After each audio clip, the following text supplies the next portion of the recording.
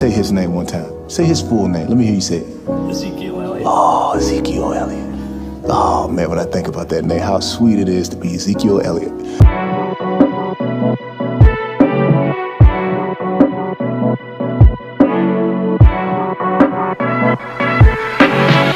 I'm telling you right now, Lanterns is going to be a banger, bro. We got so much news. Let's break it all down, starting with these brand new photos from the summer movie preview season. And can we just take a moment and appreciate how good Aaron Pierre looks as John Stewart? I mean, the man was built and was made and was birthed from his mom's for JJ to become John Stewart. I cannot wait to see him on this show and in Man of Tomorrow. And Kyle Chandler just looks perfect as an older Hal Jordan. I'll get to him in a minute because I think he's going to have a much bigger role for the future of DC, because Chris Mundy, the showrunner for Lanterns, reveals new details about the villain Sinestro. Remember all these people complaining about where's all the space, huh? I want to see some space stuff. Well, we're going to get it right here, because here's a quote from Chris Mundy. Obviously, in the canon, Sinestro's the big bad. The thing that interests us is this idea that Hal was trained by Sinestro. Hal is training John.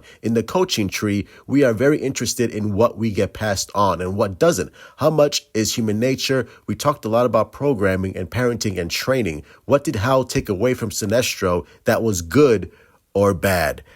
I just got a massive reaction right now. And all these people talking about, well, these creators know nothing about the comics. I don't know. That seems pretty much detailed comic book accurate to me. If you read anything about Green Lantern, does it not? And this, I think they're going to play with on the show is how Jordan is going to be flirting with being good and being bad. Maybe if he on the show dies, quote unquote dies, they're going to bring in Parallax. And if we know anything about the comics, how Jordan becomes Parallax, he becomes inherited by this evil entity. And that could be something James Gunn could play with for the future, maybe in a Justice League film where Hal Jordan becomes the main villain.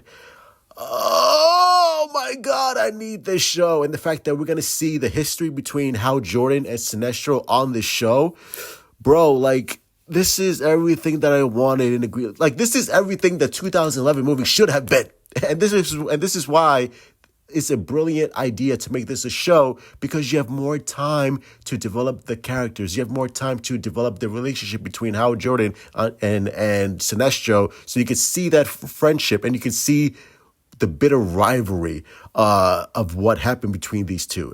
And the fact that this it's going to get explored on this show, bro, bend me over, tie me up with a gag ball, and just insert it already, bro, because I am ready.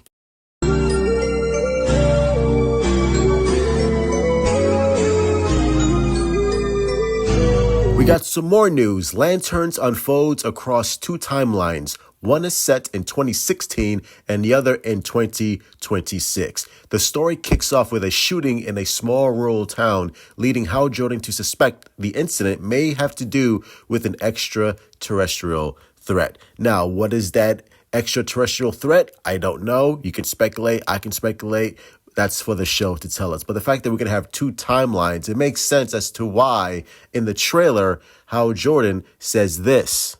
We're talking with the other lanterns. I'm the only human. They're aliens. One of them's a fucking squirrel. Put him on the fucking camera! Facts, nigga! Now, this all makes sense in context, because now it is explained as to why Hal Jordan has no idea about Guy Gardner. Because as far as he's concerned, John Stewart is the only other human that he's training. So once he sees Guy Gardner come into the show, which Nathan Fillion will make a cameo or an appearance in the show, both of them will be like, what the hell? I thought you were the only Green Lantern.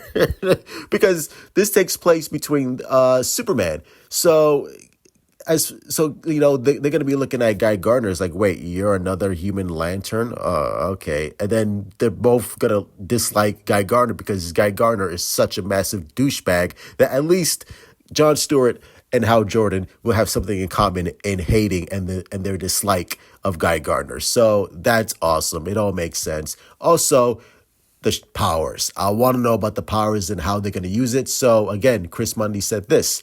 It's the power of creativity to a certain extent. You're thinking on the fly. It's the power of whatever your brain decides will solve the thing in front of you. So we have to have fun with that. There are times where we use it as a funny thing in the middle of a situation, and there are times where we use it practically.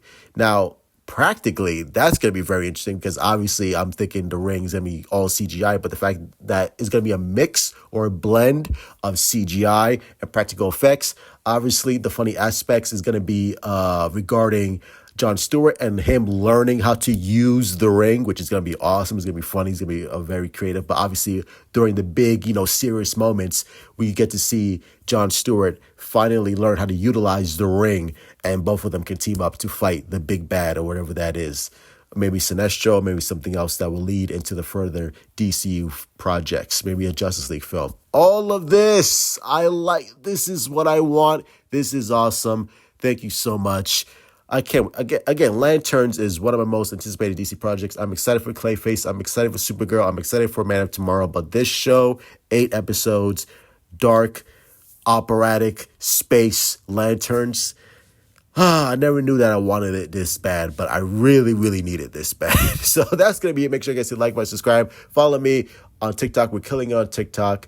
Share the video, like the video. It helps immensely. Follow me on Instagram, Discord, all that good stuff. And as always, truth out. And the Zack Snyder fans are weirdos. I'm